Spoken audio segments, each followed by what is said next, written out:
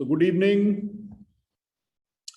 Work power energy में बेटा हम दो टाइप की एनर्जीज को डिस्कस कर चुके हैं। एक तो काइनेटिक एनर्जी जिसे हमने कहा था हाफ mv², और एक हमारे पास है पोटेंशियल एनर्जी।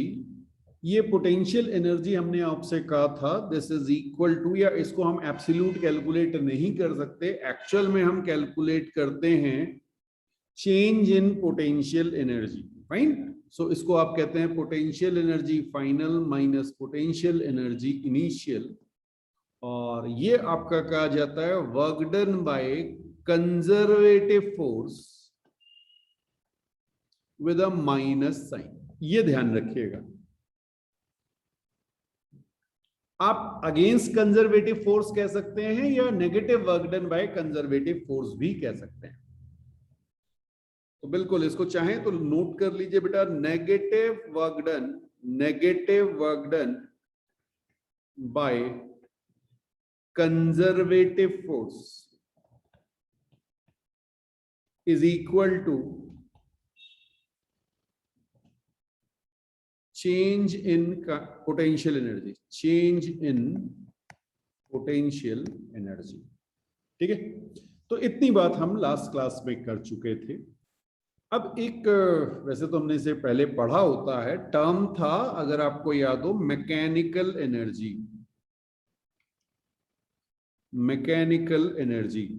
सबको याद है?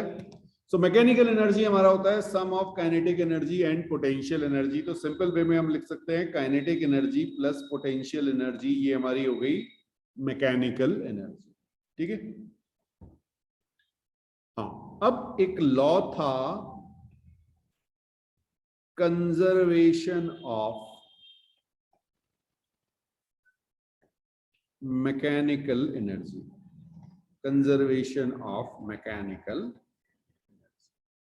एक्चुअल में सारे के सारे न्यूमेरिकल जो हैं वो आप वर्क एनर्जी थ्योरम से भी कर सकते हैं, या आप कई बार conservation of mechanical energy apply करते हैं। हाँ, अब ये क्या है, थोड़ा सा इसको समझने की कोशिश करते हैं। हमने आपको, देखिए, वर्क एनर्जी थ्योरम का ही एक फॉर्म है ये। वर्क एनर्जी थ्योरम हमने आपको लिखाई थी, क्या थी work energy theorem? Work done by all the forces is equal to change in kinetic energy. जितने भी हमारे फोर्स हैं वो अगर वर्क डन कर रहे हैं तो वो हमारी काइनेटिक एनर्जी का चेंज रिजल्ट करेगा। ओके, तो मैं यहां पे लिख रहा हूं work done by all forces is equal to kinetic energy final minus kinetic energy initial, ठीक है। अच्छा, अब हमने फिर सिस्टम की बात कही थी, तो जब हम सिस्टम की बात करते हैं तो हमारे पास इंटरनल फोर्सेस भी हो सकते हैं और एक्सटर्नल भी हो सकते हैं। तो इसी को मैं एक्सटेंड करके कह सकता हूं work done by internal forces plus work done by external forces is equal to kinetic energy final minus kinetic energy initial। अब all forces को मैंने टू टाइप ऑफ फोर्सेस में डिफाइन किया, ठीक है। ओके, तो जब वो दो टाइप के फोर्स थे तो दोनों का वर्क डन अलग अलग कैलकुलेट कर लिया, वेरी गुड। अब इंटरनल फोर्सेस को फिर से हम दो टाइप के फोर्सेस पे डिवाइड कर रहे हैं, कैसे? Work done by conservative internal forces plus work done by non conservative internal forces plus work done by external forces is equal to kinetic energy final minus kinetic energy initial. ये लिख सकता हूं। हाँ, जैसे आपने कहा कि भाई हमारी क्लास में 60 स्टूडेंट्स हैं, अब 60 स्टूडेंट्स को आपने दो पार्ट में डिवाइड किया, बॉयज अलग गर्ल्स अलग। फिर आपने बॉयज को डिवाइड किया जो स्पोर्ट्स में अच्छे हैं, कुछ म्यूजिक में अच्छे हैं, तो वही हम काम हम कर रहे हैं। अब हम फोर्सेस को डिवाइड कर दे रहे हैं, ठीक है। हाँ, और यहां पर हमने एक्सटर्नल फोर्सेस को डिवाइड नहीं किया। क्यों नहीं किया वो अभी आपको समझ में आ जाएगा। अब बेटा ध्यान रखिएगा, वर्क डन बाय कंजर्वेटिव, मैं पूरा लिख दे रहा हूं, work done by conservative internal forces is equal to, मैंने अभी अभी आपसे कहा था, negative work done by conservative forces change in potential energy. तो इसको आप कह सकते हैं U initial minus U final, where U is potential energy. मैंने चेंज नहीं लिखा, नेगेटिव चेंज लिखा है। ये बात समझ में आई? अब वो लॉ बना रहे हैं जो हमने ऊपर लिखा था, if work done by non conservative internal forces is equal to 0 and work done by external forces is equal to 0। समझना बेटा, कौन से दो फोर्स मैंने जीरो कर दिए, एक तो ये जीरो कर दिए और एक ये एक्सटर्नल फोर्स। इन दोनों को मैंने आपसे कहा अगर मैंने इन्हें जीरो रख दिया तो मैं क्या कहूंगा, work done by conservative internal forces is equal to kinetic energy final minus kinetic energy initial. कह सकता हूं? अच्छा, इसे क्या लिख सकता हूं, U initial minus U final, loss in potential energy, okay, that is kinetic energy final minus kinetic energy initial. Initial वाले सारे टर्म एक साथ ले आइए और फाइनल वाले एक साथ ले जाइए, तो आप कहेंगे U initial plus kinetic energy initial is equal to U final plus kinetic energy final. ये आपका हो गया total mechanical energy initial is equal to total mechanical energy final, या सिंपली आप mechanical energy initial is equal to mechanical energy final लिख सकते हैं। तो ये कब होता है ये ध्यान रखिएगा, जो दो एजम्पशन आपने लिए हैं ये तभी वैलिड है बेटा। हाँ जी, conservation of mechanical energy law कब वैलिड है, जब work done by external forces is equal to 0। जो भी सिस्टम आपने एज्यूम किया है, एक्सटर्नल फोर्सेस जो वर्क कर रहे हैं वो 0 हो जाए, और जो नॉन कंजर्वेटिव इंटरनल फोर्सेस हैं, जैसे फ्रिक्शन सिस्टम के अंदर लग रहा है तो वो नॉन कंजर्वेटिव इंटरनल फोर्स हो गया। बिल्कुल, इसे नोट कीजिए। तो एक क्वेश्चन आप देख रहे हैं बेटा, एक पुली आपके पास है 1 kg और 2 kg के ब्लॉक को आपने, ओके, यहां पे आप ग्राउंड मान लीजिए अपना,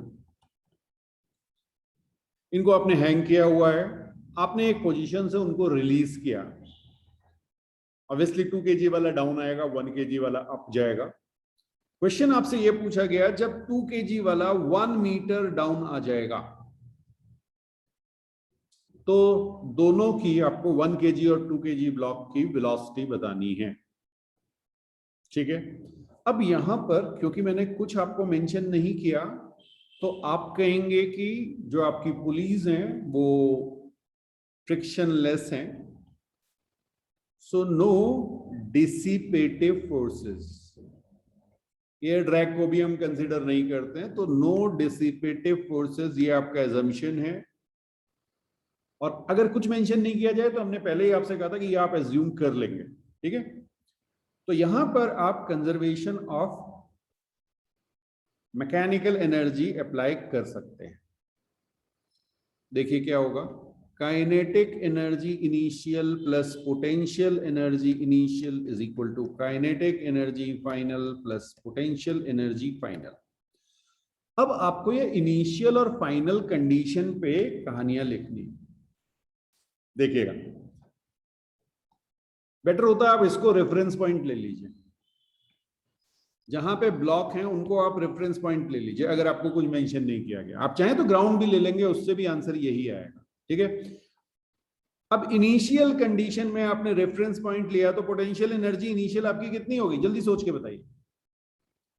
ब्लू वाली लाइन पे पोटेंशियल एनर्जी, रेफरेंस पॉइंट का मतलब वहां पे पोटेंशियल एनर्जी 0 है, तो जो पोटेंशियल एनर्जी थी दोनों ब्लॉक की, 1 kg ब्लॉक और 2 kg ब्लॉक की, दोनों की पोटेंशियल एनर्जी 0 होगी। अच्छा, इनिशियली दोनों रेस्ट पे थे, इनिशियली दोनों रेस्ट पे थे, तो दोनों की काइनेटिक एनर्जी भी क्या होगी, 0। अब बात आई काइनेटिक एनर्जी फाइनल की, तो जरा समझिएगा, ये मान लीजिए आपने कहा कि सर ये v स्पीड से नीचे जा रहा है, तो 1 kg वाला ब्लॉक सेम स्पीड से ऊपर जा रहा होगा। अरे एक ही स्ट्रिंग से कनेक्टेड हैं दोनों, तो दोनों की स्पीड सेम होगी, बिल्कुल सही बात है। और आपने कहा कि जी ये 1 मीटर ऊपर भी चला गया होगा, 1 मीटर ऊपर का यूज कहाँ आएगा, पोटेंशियल एनर्जी। ओके, तो काइनेटिक एनर्जी फाइनल क्या हो जाएगी, half into 1 into v square, ये तो 1 kg वाले की आ गई, plus half into 2 into v square, ये 2 kg वाले ब्लॉक की पोटेंशियल एनर्जी, काइनेटिक एनर्जी आ गई। और अब पोटेंशियल एनर्जी निकाल लेते हैं। हाँ ये इंपॉर्टेंट है, पोटेंशियल एनर्जी 1 kg वाले ब्लॉक की, 1 kg वाला ब्लॉक अपवर्ड डायरेक्शन में मूव किया, यानी इसकी पोटेंशियल एनर्जी इंक्रीज कर गई, कितनी हो गई, 1 इंटू जी इंटू 1 लिख दूं, प्लस 2 kg वाले ब्लॉक की 2 इंटू जी इंटू, ये 1 मीटर डाउन आया यानी -1। कुछ बात समझ में आई, ये बेटा -1 और ऊपर गया तो +1, रेफरेंस पॉइंट से ऊपर पोटेंशियल एनर्जी इंक्रीज होगी और नीचे जो है वो नेगेटिव हो जाएगी, डिक्रीज करेगी। बस इसको आपको सॉल्व करना है। अब इसको सॉल्व करने का तरीका क्या हो गया, हाफ और वी स्क्वायर कॉमन ले लीजिए, 1 + 2, चलिए पूरा दिखा देते हैं आपको, और प्लस यहाँ पे तो 0 ही आ गया आपका, ये आपका है 1g और ओके g -2g लिख दें, तो g is equal to half, okay 3/2 v square, ऐसे लिख लीजिए। यहां से आपका वी स्क्वायर आ जाएगा 2g/3 या 20/3, ठीक है, बहुत बढ़िया। और v की वैल्यू आपकी आ गई √20/3। अब √20/3 है तो आप लिख ही लेंगे, अदरवाइज आप इसे कैसे लिख सकते हैं, 6.67 √।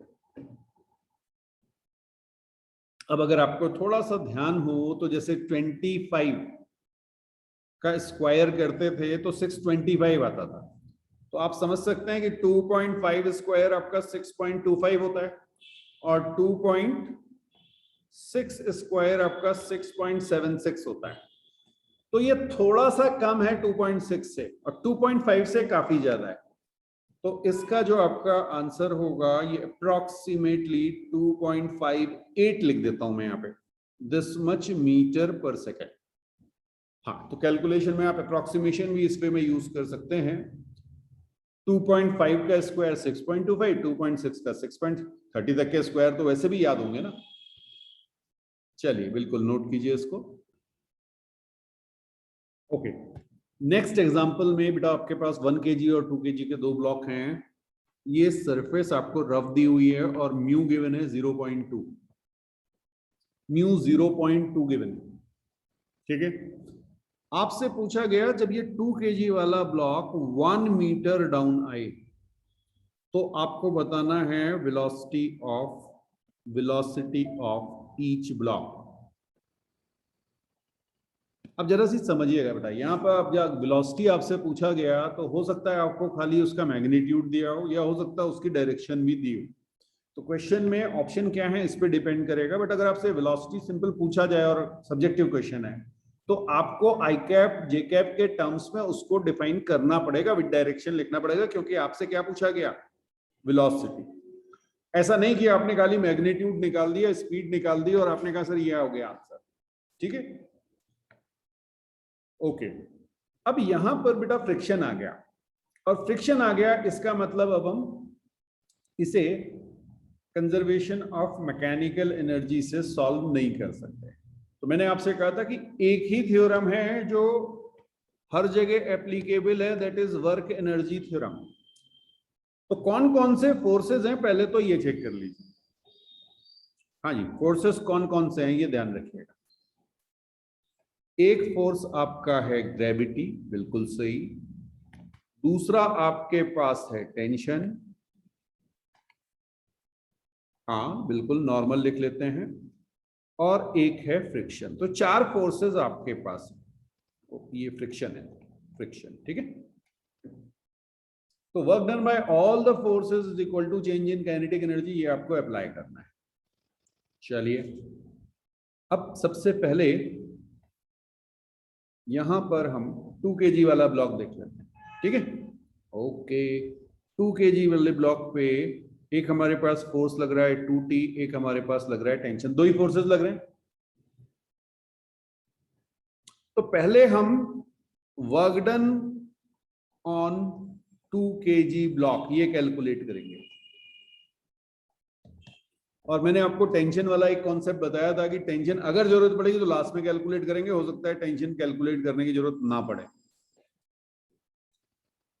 तो अब ये 1 मीटर डाउन आया बेटा, 1 मीटर अगर डाउन आया तो मेरा 2G भी नीचे है और डिस्प्लेसमेंट भी नीचे है। वर्क डन कैसा होगा, पहले कैलकुलेट कर रहे हैं ग्रेविटी से। 2G इंटू 1 साइन कैसा, पॉजिटिव। ये कितनों को समझ में आया? मैंने आपसे कहा 2G 1 मीटर डाउन आया है तो 2G इंटू 1, तो ये आपका कितना आ गया, 20 जूल लिख दूं।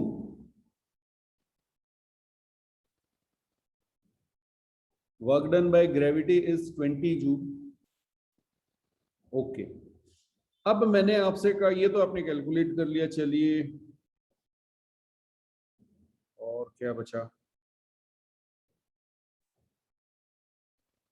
टेंशन, टेंशन का निकाल लो, टी के टर्म्स में निकालो, टी के टर्म्स में।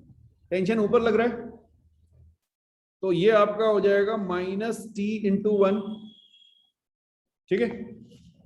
Okay, work done on 3 kg, sorry कितना है वो, 1 kg, 1 kg block, sorry 1 kg, हाँ, work done on 1 kg block. अब 1 kg ब्लॉक पे देखिए, 1 kg ब्लॉक का फ्री बॉडी डायग्राम बनाना पड़ेगा, यहाँ पे बना लेते हैं। एक हमारे पास लग रहा है 1G, एक हमारे पास लग रहा है नॉर्मल, और एक हमारे पास है टेंशन, और एक हमारे पास है फ्रिक्शन, क्योंकि ये स्लिप कर रहा है इसलिए फ्रिक्शन अपोजिट डायरेक्शन में होगा। फ्रिक्शन की वैल्यू μn होगी, ये भी समझ में आ गया होगा, ठीक है। और अब यहाँ पर आप डिस्प्लेसमेंट दिखा दीजिए अपना, ये ब्लॉक आई कैप डायरेक्शन में गया होगा तो ये आपका डिस्प्लेसमेंट है, ये डिस्प्लेसमेंट भी आपका 1 मीटर होगा। कुछ बात समझ में आई? अब यहाँ पर 1 kg ब्लॉक के लिए आपके पास जो फोर्सेस हैं, ग्रेविटी, नॉर्मल, टेंशन और साथ में फ्रिक्शन, इन चारों से वर्क डन कैलकुलेट करना पड़ेगा। वर्क डन बाय नॉर्मल कितना होगा, जल्दी बताओ सबको, ये सब कर चुके हैं बेटा आप सब, एप्लीकेशन है, देखते ही समझ में आना चाहिए। वर्क डन बाय नॉर्मल, ये एंगल 90 डिग्री है, परपेंडिकुलर टू डिस्प्लेसमेंट है, वर्क डन बाय नॉर्मल 0 हो जाएगा। वर्क डन बाय ग्रेविटी भी 0 हो जाएगा। बात समझ में आ रही है? आपका जो डिस्प्लेसमेंट है वो आई कैप डायरेक्शन में है, आपके जो फोर्सेस हैं वो वाई डायरेक्शन में है, ये वर्क करेंगे ही नहीं। लेकिन जब आप बात करेंगे वर्क डन बाय टेंशन की, तो T/1 with a positive sign, क्योंकि जिधर आपका टेंशन है उधर आपका डिस्प्लेसमेंट, दोनों के बीच एंगल 0 हो गया। Very good. और फ्रिक्शन के लिए क्या आ जाएगा, -FR/1। माइनस क्यों आया, क्योंकि फ्रिक्शन अपोजिट है और डिस्प्लेसमेंट फ्रिक्शन के अपोजिट, ठीक है। हाँ, माइनस आई कैप प्लस आई कैप, इस तरह से आप कह सकते हैं, बिल्कुल सही बात आपने, ठीक। ओके, अब बेटा जब आप इसे ऐड करेंगे तो आप देखेंगे ये दोनों कैंसिल हो जाएंगे, तो वर्क डन बाय टेंशन दोनों ब्लॉक पे मिला के 0 होगा, अलग अलग तो है, ठीक है। तो work done by all forces, work done by all forces is equal to 20 joule हमने पहले निकाला था, माइनस ये जो फ्रिक्शन आया उसका आ गया फ्रिक्शन इंटू 1। फ्रिक्शन कितना आया, 0.2 इंटू एन की वैल्यू है 10 इंटू 1, ये आपका work done by friction with a minus sign. बेटा ये चेक कर लीजिए जरा, आया 2 जूल आया होगा, 2 जूल। तो 20 माइनस 2 जूल ये हो गया work done by all the forces, ये आपका 18 जूल आ गया बेटा, 18 जूल। और अब देखिए आपने कहा this is equal to work done by all forces is equal to kinetic energy final minus kinetic energy initial. अब फाइनल काइनेटिक एनर्जी कितनी हो गई? Half into 2 kg block into v square plus half into 1 kg block into v square. कितनों को यह बात समझ में आई? और इनिशियली तो 0 थी, बस इक्वेट कर दीजिए। Half into 3 into v square is equal to, यहां पे आपका आ गया 18 joule. Total work done half into 3v square के बराबर हो गया। तो v स्क्वायर की वैल्यू आ गई आपकी 36/3, चेक करते रहना, 12। So v is equal to √12 metre पर सेकेंड। देखिए ये आंसर आया कि नहीं आया आपका, और कोई डाउट मन में आ रहा हो तो बिल्कुल पूछें।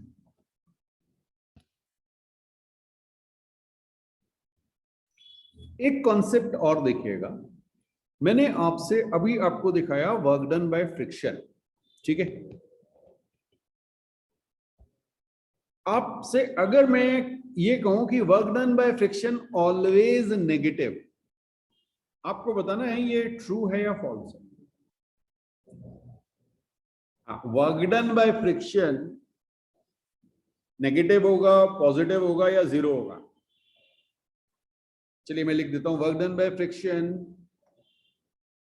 Always positive. ये एक स्टेटमेंट ए दिया हुआ आपको। फिर मैंने आपसे कहा work done by friction always negative. फिर मैंने आपसे कहा work done by friction may be positive, may be negative, और 0 भी कर दिया ये लो। अब बताओ कौन सा सही है?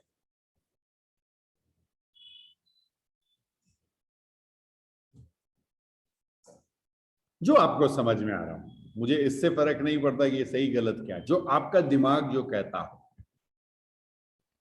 Work done by friction positive हो सकता है, नेगेटिव हो सकता है, या कुछ भी हो सकता है। ओके, वेरी गुड बेटा। ध्यान रखना, work done by friction positive भी हो सकता है, नेगेटिव भी हो सकता है, और 0 भी हो सकता है। डिपेंड करता है कि हमारी सिचुएशन क्या है। देखिएगा, अगर मैंने आपसे कहा मेरे पास एक ब्लॉक है और ये ब्लॉक मेरा ग्राउंड पे रखा हुआ है और ये यहां स्लिप कर रहा है, बहुत ध्यान से समझना, स्लिप कर रहा है। मैंने आपसे कह दिया ये स्लिप कर रहा है।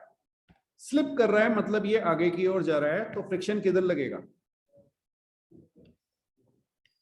ये आपका फ्रिक्शन हुआ, ठीक है।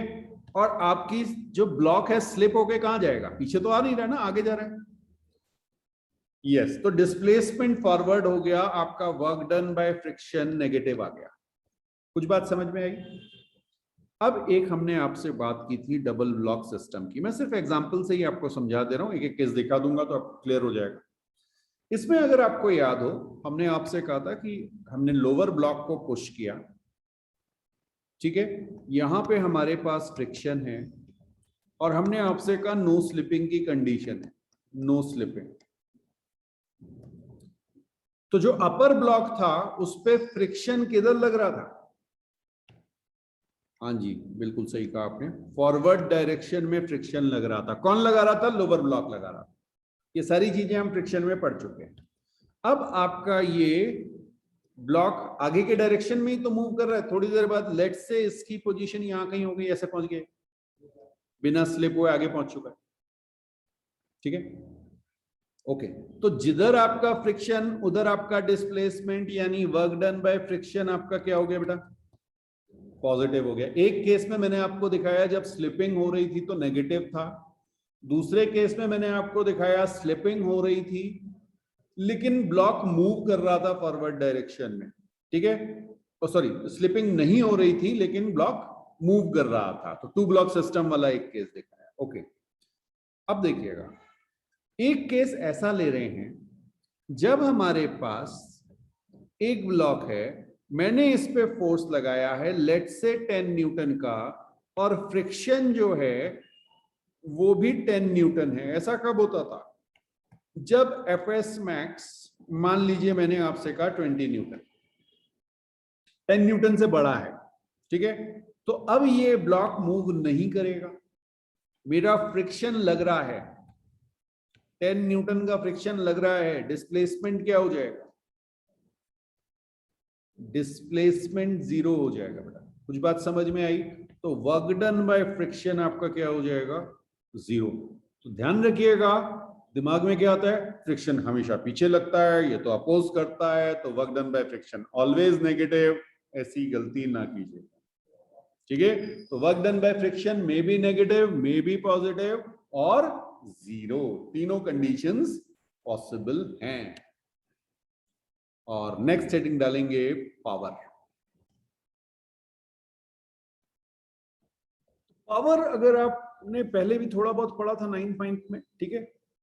हाँ, तो उसी को थोड़ा सा आगे बढ़ाते हैं। Power is rate of work done, power is rate of doing work कह सकते हैं आप, रेट ऑफ डूइंग वर्क, ठीक है? अब क्योंकि क्लास थोड़ी बड़ी हो गई है, तो पहले तो कुछ 9th की चीजें कर लें, फिर थोड़ी सी कुछ तो नया करना पड़ेगा, नहीं तो कहेंगे ये सब तो 9th में पढ़ा हुआ है। तो जल्दी से पहले तो ये बता दीजिए एसआई यूनिट क्या हो? एसआई यूनिट क्या होगी? जूल पर सेकेंड। वेरी गुड, जूल पर सेकेंड, या इसी को आप कहते हैं वॉट। सिंबल जो है वो कैपिटल डब्ल्यू है, वॉट, बिल्कुल ठीक। ठीक, अब यहां पर लिख लीजिएगा इंस्टेंटेनियस पावर।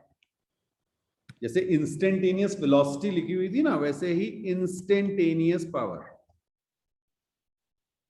तो किसी पर्टिकुलर टाइम पर, किसी पर्टिकुलर इंस्टेंट पर जो पावर लगती है उसे आप कहते हैं इंस्टेंटेनियस पावर। और इसको आप डिफाइन करते हैं बेटा D W by d T, D W by d T, ठीक है? ओके, अब डी डब्ल्यू आपको पता है, डी डब्ल्यू क्या होता है? F dot D S. अरे डब्ल्यू आपका एफ डी एस होता है, तो डी डब्ल्यू क्या हो जाएगा? F dot D S D T. ये समझ में आया? ये आपकी instantaneous power.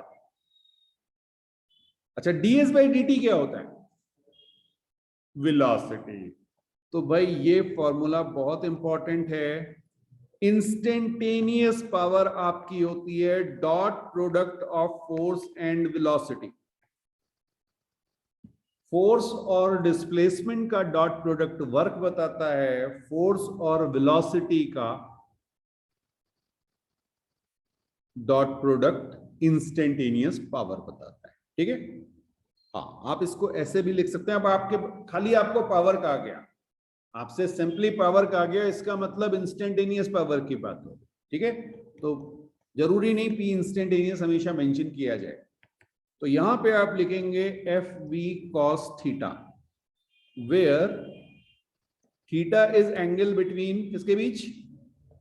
Yes, vector F and vector V, velocity and force vector के बीच का जो एंगल है, अगर वो थीटा है तो आप कहेंगे P instantaneous F we cos theta होगा। या इसे दूसरे ढंग से भी लिखते हैं, एफ कॉस थीटा क्या हो जाएगा? Tangential force.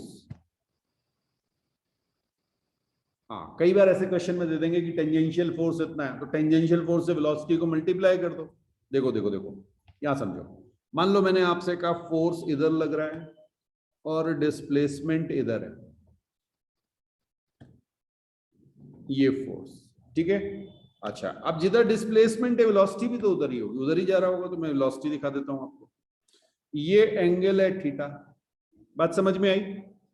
इसके दो कंपोनेंट लो जरा। एक कंपोनेंट तो in the direction of velocity, इसे आप क्या कहोगे? एफ कॉस थीटा, और एक आ जाएगा आपका एफ साइन थीटा। कुछ बात समझ में आई? जो कंपोनेंट फोर्स का वेलोसिटी के परपेंडिकुलर है वो कोई वर्क नहीं करेगा, वो कोई पावर इनिशिएट नहीं करेगा। लेकिन एफ कॉस थीटा बिल्कुल सारी की सारी पावर कौन दे रहा है? F cos theta. ठीक है, तो ध्यान रखिएगा फोर्स का वो कंपोनेंट जो वेलोसिटी के डायरेक्शन में है वही पावर प्रोड्यूस करता है। परपेंडिकुलर फोर्स वेलोसिटी के जो होता है वो कभी भी पावर प्रोड्यूस नहीं करेगा। अब बेटा लिखिएगा एवरेज पावर। फर्स्ट हमने लिखा था इंस्टेंटेनियस पावर, अब बात कर रहे हैं एवरेज पावर। तो एवरेज पावर, एवरेज क्या होता है? Total work by total time. हर जगह यही तो करते आए हैं, total work by total time. अगर आपका टाइम इंटरवल बड़ा हो गया तो आपका delta W by delta T जिसे आप कहेंगे, या डब्ल्यू बाई टी सिंपली भी लिख सकते हैं, कई बार ऐसे भी लिखा होगा बुक पे। तो डेल्टा डब्ल्यू इनिशियली 0 था, बाद में कुछ वर्क हो गया। टाइम इनिशियली 0 था, बाद में कुछ टाइम आ गया, 10 सेकेंड, 20 सेकेंड, 50 मिनट, 1 घंटा, 2 घंटा, जो भी लिखना। ठीक है, ओके। और पावर में एक यूनिट और ऐसी होती है जो SI तो नहीं है लेकिन बहुत कॉमन है, that is horse power, HP, है ना, सबने पढ़ा होगा ये। तो 1 हॉर्स पावर जब आप कहते हैं तो ये ध्यान रखिएगा ये 746 वॉट होती है। तो कई बार आपको इस तरह से क्वेश्चंस मिलेंगे जिनमें आपसे कहा जाएगा कि 1 हॉर्स पावर दिया हुआ या 2 हॉर्स पावर दिया हुआ, वहां पे आपको उसे SI यूनिट में कन्वर्ट करना पड़ेगा। तो ये यूनिट याद रखिएगा। ठीक है, तो ये हमारा हो गया इंस्टेंटेनियस पावर और एवरेज पावर।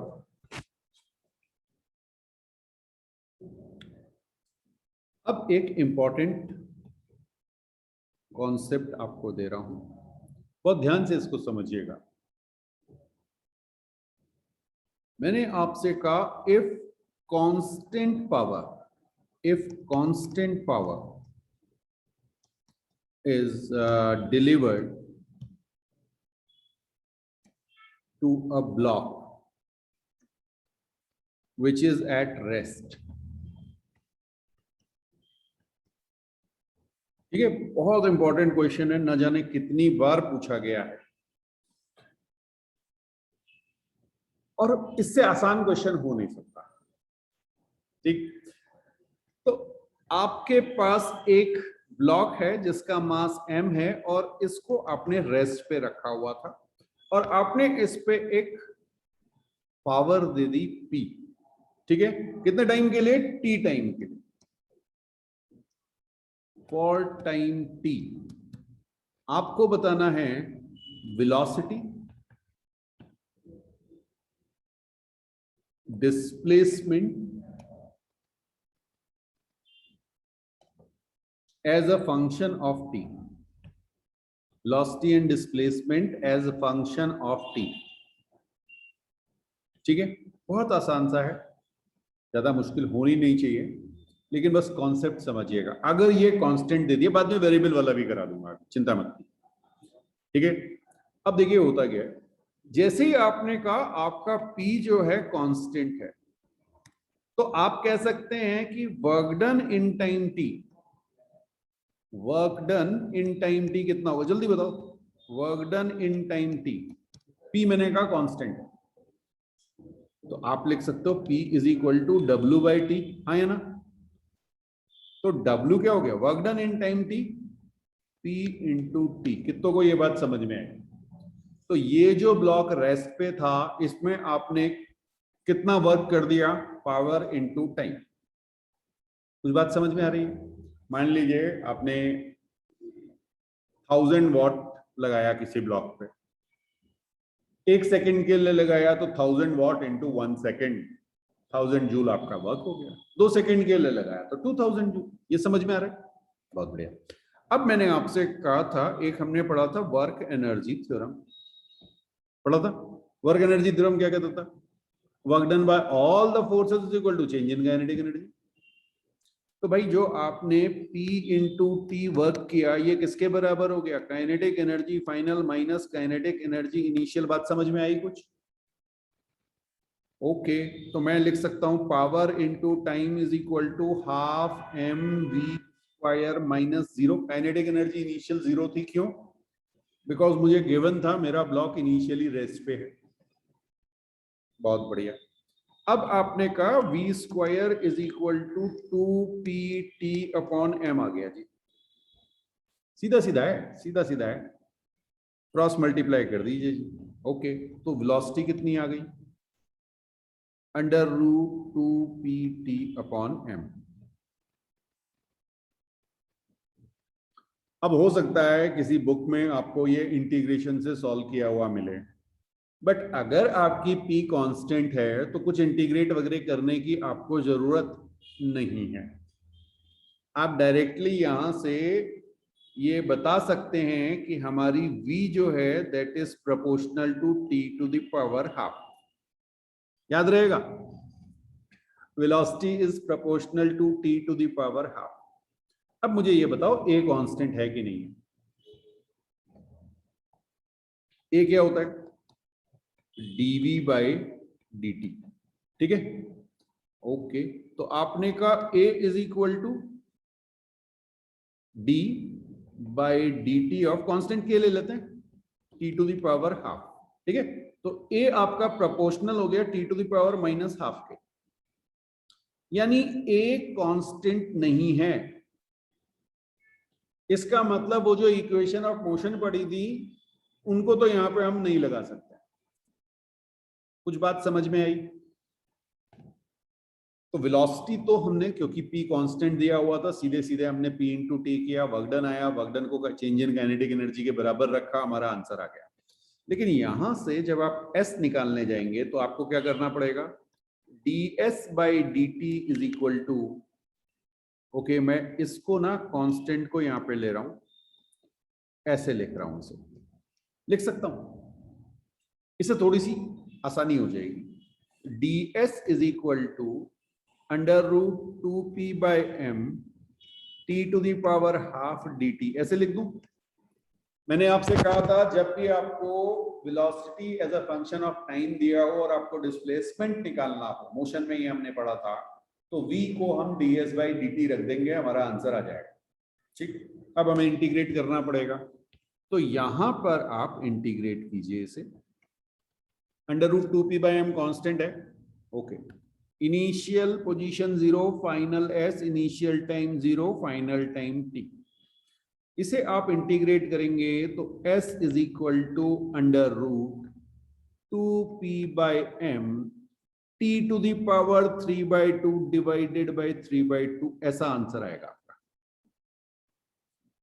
यस, तो s मैंने पूरा सॉल्व करके भी दे दिया आपको, ये आपका आएगा 2/3 under root 2p by M t to the power 3/2। अब आपको याद क्या रखना है ये बता दे रहा हूं।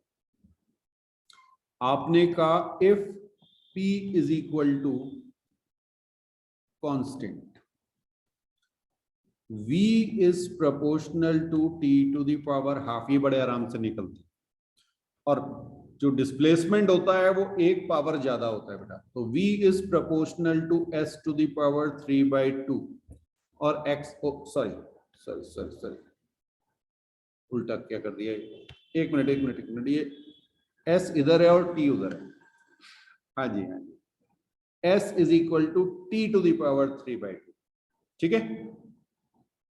और एक्सेलरेशन अगर आप चाहें तो वो भी आप लिख सकते हैं t to the power minus half. ये याद रखने वाली चीजें हैं, जनरली तो इसी पे सीधा सीधा क्वेश्चन मिल जाता है,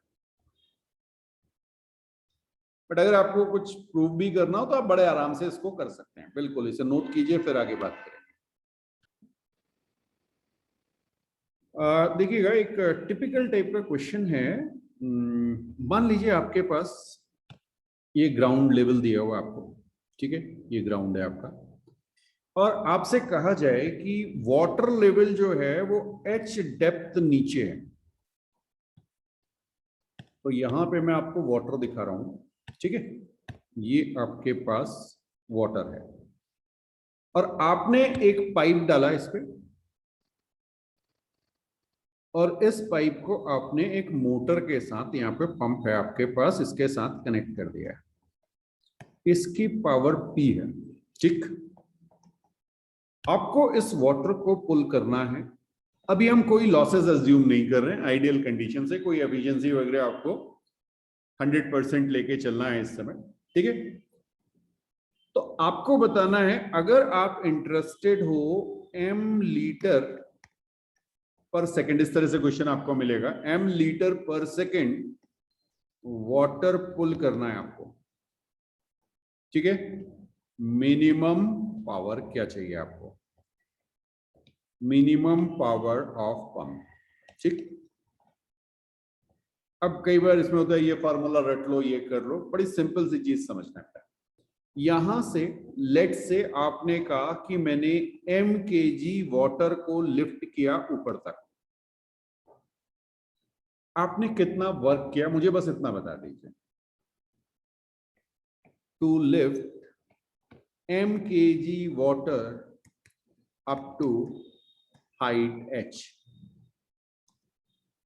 वर्क डन कितना होगा। बिल्कुल सही बात आपकी, आपने कहा mgh, पॉजिटिव वर्क डन होगा, यही तो काम करेगा पंप, इसीलिए तो लगाया गया। वो उसने क्या किया, वाटर को यहां से कुछ वाटर को लेके यहां पे आ गया, तो m मास को लेके ऊपर गया, mgh आपका वर्क डन हो गया, बिल्कुल सही, ठीक है। t टाइम में किया, मान लीजिए आपने कहा लेट से time is t, m kg water को ऊपर ले जाने में t टाइम लगा, ठीक है। अच्छा एक काम कर लेते हैं, इसको कैपिटल M कर लो, अभी इसको कैपिटल M कर लो, थोड़ा और क्लियर हो जाएगा, ठीक। What is power, mgh upon t, ये बात समझ में आई। अब ध्यान रखना ये क्या है, मास पर यूनिट टाइम, ये है आपका m लीटर पर सेकेंड। हाँ, लेकिन यहां पर एक खेल है भाई, ये हमने m कहा था केजी में और यहां पे हमारे पास यूनिट है लीटर में, तो हमें इसे कन्वर्ट करना पड़ेगा। हमें क्या दिया गया है, हमें दिया गया है वॉल्यूम पर सेकेंड, और इसे हमें कन्वर्ट करना पड़ेगा किस पे, मास में। कुछ बात समझ में आई, याद रख लीजिएगा, for water 1 litre is equal to 1 kg, 1 litre water 1 kg के बराबर होगा। हाँ, ये बहुत जगह आपका यूज करना पड़ेगा। तो 1 लीटर वाटर इज 1 kg, ठीक। आप चाहें तो डेंसिटी ऑफ वाटर भी लिख सकते हैं, डेंसिटी ऑफ वाटर आपकी थी 1000 kg पर मीटर क्यूब, ओके। और आपका जो 1000 लीटर था वो था 1 मीटर क्यूब, ये भी ध्यान रखिएगा। तो आप इसे ऐसे भी लिख सकते हैं, 1 kg पर लीटर, डेंसिटी जो है वो 1 kg पर लीटर भी लिख सकते हैं। हाँ, ठीक है। तो अब क्या करना है, जितने kg पर सेकेंड, आप फॉर्मूला क्या याद रखिए power is equal to mgh upon t,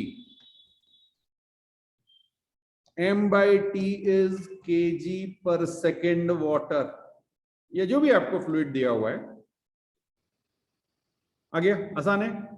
अच्छा, अब बिल्कुल इसी तरह से एक और क्वेश्चन बनता है। अब कि आपके पास ये एक पंप है और वाटर लेवल बिल्कुल यहीं पर है, सेम जगह पे है, ठीक है, कोई हाइट में चेंज नहीं हो रहा है, और आपने पाइप बस यहाँ पे डाला। अब क्या है, यहां से जो आपका वाटर निकल रहा है वो स्पीड से निकल रहा है। यहां पे तो ये वाटर रेस्ट पे था और यहां पर इसकी स्पीड आपको भी दी हुई है, समझ में आ रहा है। अब आपका ये पंप क्या काम कर रहा है मुझे ये बता दो। पहली बार तो इस पंप ने क्या काम किया, इस पंप ने पोटेंशियल एनर्जी इंक्रीज करने का काम किया। अब ये पंप क्या काम कर रहा है, अब ये पंप काइनेटिक एनर्जी को इंक्रीज करने का काम कर रहा है। बात समझ में आई, ओके, बिल्कुल सही। तो आपने कहा कि चेंज इन काइनेटिक एनर्जी कितना हो गया, हाफ। मान लीजिए मास m था, v स्क्वायर माइनस 0। कुछ बात समझ में आई, सिंपल सा चीज है, ओके, वेरी गुड। अब आपने कहा half m v square upon time जो है यही मेरी पावर हो गई, बिकॉज इसको तो हम वर्क एनर्जी थ्योरम से वर्क ही कहेंगे ना। चेंज इन काइनेटिक एनर्जी किसने की? पंप ने किया क्या? वर्क किया। आई बात समझ में? तो power is equal to half m v square upon t. यहां पे फिर से आपका m बाई टी जो है ये kg पर सेकेंड में रखेंगे तो ऐसा यूनिट में आपका आंसर आ जाएगा। क्लियर है? अरे ये तो कुछ पहले वाली इक्वेशन बन गई, देखो 2pt बाई एम का अंडर रूट वेलोसिटी। बिल्कुल बिल्कुल क्लियर है। अच्छा, अब कई बार क्या करते हैं, आपसे कह देते हैं कि आपके पास एक पंप है, वेल से आपको पानी खींचना है, ये आपका H डेप्थ नीचे है, ठीक है ना। ओहो, यहां पे भाई वाटर लेवल ये रहा, और आपको यहां से v स्पीड से इसे थ्रो करना है। इस बात समझ में आई? अब क्या हो रहा है, काइनेटिक एनर्जी भी इंक्रीज हो रही है, पोटेंशियल एनर्जी भी इंक्रीज हो रही है, तो अब आपका वर्क डन क्या हो जाएगा? हाफ, मान लीजिए मास है m v square plus m g h। कुछ बात समझ में आई? और आपकी पावर हो जाएगी half m by T v square plus m by T G H. m by T ध्यान रखिएगा kg पर सेकेंड है, अगर लीटर पर सेकेंड दिया तो उसको कन्वर्ट कर लीजिएगा kg पर सेकेंड। ओके, तो इस तरह से आप पावर कैलकुलेट कर सकते हैं। हाँ बिल्कुल, इसी में एक क्वेश्चन और बन जाता है, वहां पे आपसे यह कहा जाएगा कि पानी, ओके ये आपका पंप है, वाटर आपका H1 हाइट नीचे है और आपको वाटर H2 हाइट ऊपर तक थ्रो करना है। बिल्कुल सही बात आपकी। यहां पर आपका जो वर्क डन है वो टोटल वर्क डन हो जाएगा, ओके इसको कैपिटल एम ले लेते हैं, कैपिटल एम जी H1 एक तो ये करना है, प्लस एम जी H2 ये वर्क डन करना है। टाइम आपके पास है t, पावर आपकी हो गई m by T G H1 plus H2। तो ये बहुत सिंपल से एग्जांपल्स थे जो क्लास 9th में भी इस तरह के क्वेश्चंस किए हुए थे। जस्ट अगर आपको कोई एकदम से कोई नया सा क्वेश्चन मिले, हाँ इसमें कुछ चीजें आएंगी जब आपको पाइप का एरिया दिया जाएगा उसको फ्लूइड में करेंगे, ये मैं आपको पहले बता दे रहा हूँ। क्वेश्चन ऐसे आएंगे बेटा, इनको अभी मिले तो इनको अभी छोड़ दीजिएगा। हाँ इस तरह से आपको पाइप का एरिया दिया होगा और यहाँ पे स्पीड दी होगी, तो उनको कैसे सॉल्व करना है वो बाद में बताऊंगा, ठीक है। अभी आप मास के बेसिस वाले क्वेश्चन सारे कर लीजिए, ये फ्लूइड में करेंगे, बहुत एक सिंपल सा फॉर्मूला है लेकिन उसमें टाइम लगेगा उसको समझाने, ठीक है। हाँ मतलब 10-15 मिनट्स चाहिए तो उसको उसी समय समझेंगे, अभी नहीं। चलिए आज यहाँ पे कंप्लीट करते हैं।